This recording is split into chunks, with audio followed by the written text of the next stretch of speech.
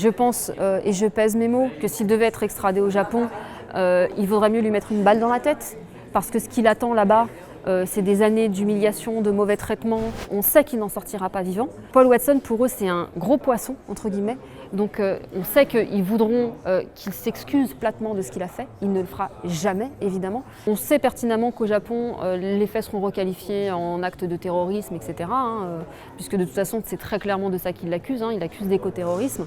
Alors très clairement, ce qui s'est passé, là, c'est qu'on a eu un pays chasseur de baleines qui est le Japon, avec un pays chasseur de dauphins, qui est le Danemark, par le biais des îles Féroé, qui se sont ligués contre Paul Watson pour faire un guet-apens et l'arrêter lors de son stop au Groenland le 21 juillet dernier. Puisqu'on le sait aujourd'hui, ce sont les îles Féroé qui ont prévenu le Groenland et le Danemark de la présence de Paul Watson au Groenland.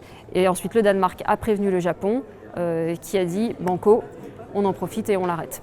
Alors, c'est pas l'image du Japon qui a été blessée, c'est la fierté d'une poignée de personnes. Il faut bien avoir à l'esprit que là, on n'a pas affaire à l'ensemble du peuple japonais.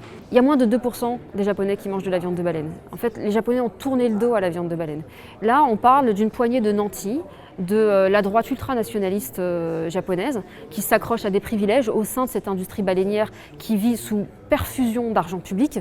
Et si cette industrie, elle s'effondre, ces personnes-là, elles perdent leurs privilèges. Voilà. Et c'est pour ça qu'elles se battent comme ça. Mais comme elles sont influentes, elles arrivent à déployer l'ensemble de la puissance du Japon. Alors, si le Japon a émis un mandat d'arrêt contre Paul Watson, il y a une raison officielle et une raison officieuse.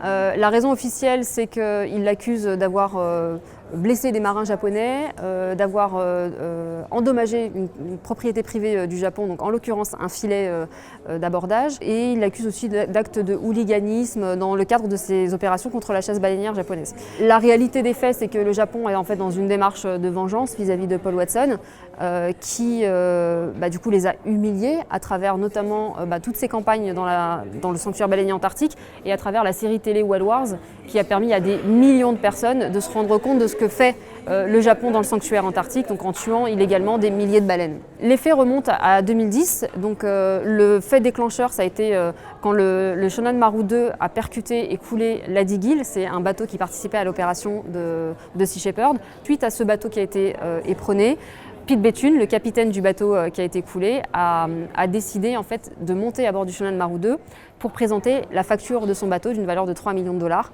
au capitaine.